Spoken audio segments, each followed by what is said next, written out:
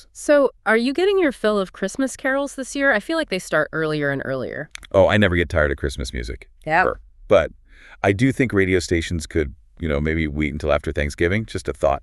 A completely fair point. So today we're looking at I think, a fascinating paradox. The Beatles, as a band, never once recorded a Christmas single. Right.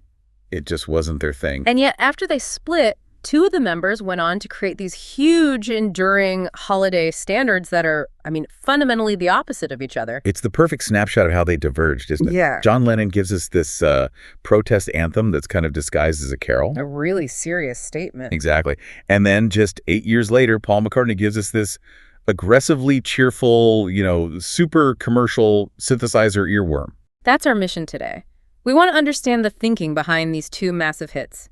We'll look at how John and Paul approached the holiday song, why George Harrison stayed completely silent, and then we'll check the 2025 charts. Because they are still battling it out right now in the Billboard Top 20, which is just incredible. The fact that, 50 years later, these songs are still competing with Taylor Swift and everyone else, it says a lot. So let's start with John. Okay, Happy Christmas. War is Over. From 1971. Right. And the main thing to understand is that this song wasn't really just a Christmas song. It was a protest song that was, using the holiday as a delivery mechanism. That's a perfect way to put it. It was a direct extension of the activism he and Yoko Ono were already famous for. You have to remember, their War is Over, if you want it, campaign. The billboards, right. They were everywhere. Everywhere. Plastered in major cities all over the world. It was specifically targeting the Vietnam War, and this song was the next phase of that campaign. So to get that message on the radio, he needed a way to get past the gatekeepers, the programmers who might think it's too political. Precisely. And John knew that Christmas is the one time of year when radio is a little more open, as long as it sounds right. And that's where the producer, Phil Spector, was so key. They made it sound, for all intents and purposes, like a traditional Christmas carol. It's the ultimate Trojan horse. You've got the gentle acoustic guitar, you've got the sleigh bells, and of course that masterstroke of adding the children's choir from Harlem. If he had released it as some sort of rock anthem, it would have been instantly labeled too political. But by wrapping that anti-war message in this beautiful, familiar package, it just slipped right on the air. It gave stations an excuse, Oh, it's just a lovely holiday song. And at the heart of it is that one line, war is over if you want it. It's so simple, but it works on a couple of different levels. Oh, for sure. On one hand, it's incredibly hopeful and empowering. It's saying that we, the people, actually have the power to stop conflict. The agency is with us. But then there's the other side of it. The other side is almost an accusation. If war isn't over, then it implies that, maybe we don't want it enough, that we're all a bit complacent. It's this quiet challenge tucked inside a Christmas song. Just brilliant. And he got what he wanted. He apparently said he wanted to write a Christmas standard that would last forever, something that would be played right alongside White Christmas. And sadly, the reason it has lasted is because its message is always relevant. War hasn't gone out of style. So every December, that call for peace feels urgent all over again. Okay, so if John smuggled a protest into a Christmas carol, Paul McCartney, 8 years later in 1979, did. Not that. Not that at all.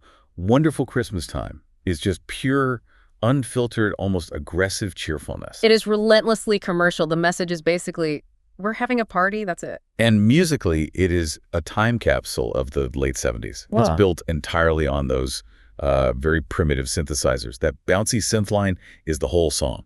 And that's where a lot of the criticism comes from, right? I think you once called it the musical version of a light-up Christmas sweater. I stand by it. It's bright. It's festive, you can't ignore it, right? And it is brutally divisive.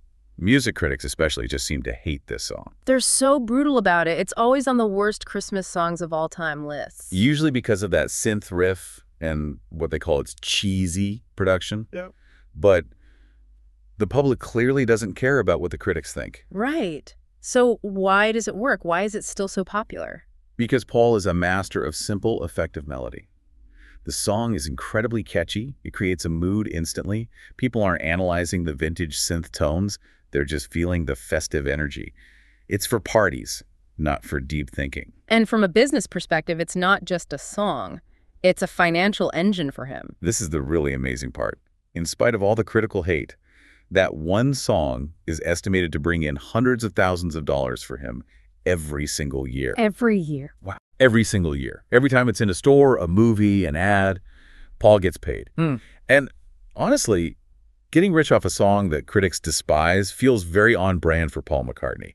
He's always cared more about the audience than the critics. So you've got these two totally opposite strategies, the intellectual protest song versus the pure commercial machine. Perfectly put. Which brings us to the third point of the triangle. George Harrison, he gave us nothing. No Christmas song. And his silence is maybe the most interesting part of this whole story. It's incredibly revealing, isn't it? If you think about where George's head was at in the 1970s, it makes perfect sense.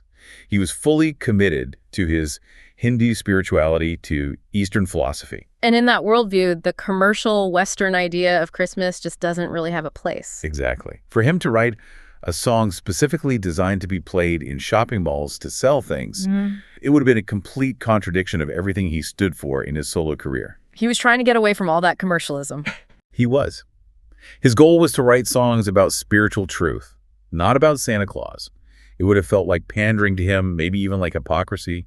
He took his beliefs very, very seriously. So his silence was an artistic statement. John and Paul are arguing about what a Christmas song can be, and George is just stepping outside of the argument altogether. A very powerful choice. Okay, let's jump to today, December 20th, 2025. How are these two very different songs actually doing against each other on the charts right now? Well, the first thing you notice is just how much the classics dominate. In the Billboard Hot 100's top 15, something like 80% of the songs are from the mid-20th century.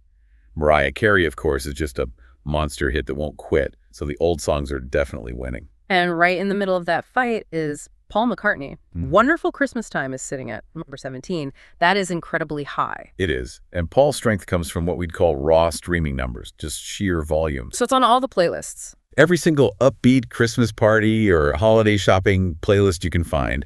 It's background music by design, and that just drives its numbers through the roof. It's pure commercial momentum. And what about John? Where does Happy Christmas land? It's just a few spots behind, holding strong at number 20. So still very much in the game. Oh, absolutely. But John's song wins on a different metric, social engagement. That means people are actively sharing it, they're commenting on it, they're seeking it out. It's not background noise. It's something people listen to with intention. And it's a radio staple for its message. For sure. Radio loves it for its message of peace and unity. So, Paul wins on ubiquity, and John wins on emotional resonance. Their strategies are still playing out perfectly, 50 years later. And just to give a little more context, who else are they up against? Get this. Brenda Lee's Rockin' Around the Christmas Tree is at number 2, a song from 1958. It just passed 1 billion streams. 1 billion? That's insane. It is. And if you want to find the highest charting modern Christmas song, you've got to scroll way down to find Ariana Grande's Santa Tell Me. So the classics are just an unstoppable force. Even Dean Martin's Let It Snow is apparently the top choice for background music in offices and stores. It's true. And of course, the all-time king, Bing Crosby's White Christmas, is still the best-selling physical single ever. The staying power is just amazing. So Lennon and McCartney's legacies are still alive, still competing, and still defining the two poles of what a holiday song can be. It really leaves you with a thought to consider. You know, when you're listening to holiday music this year, pay attention to which songs stick with you. Notice how often the super cheerful ones are just there. Yeah. They're driven by commercial momentum. But the ones that truly endure across generations, like John's, they almost always combine a real emotion or a timeless message with that great melody.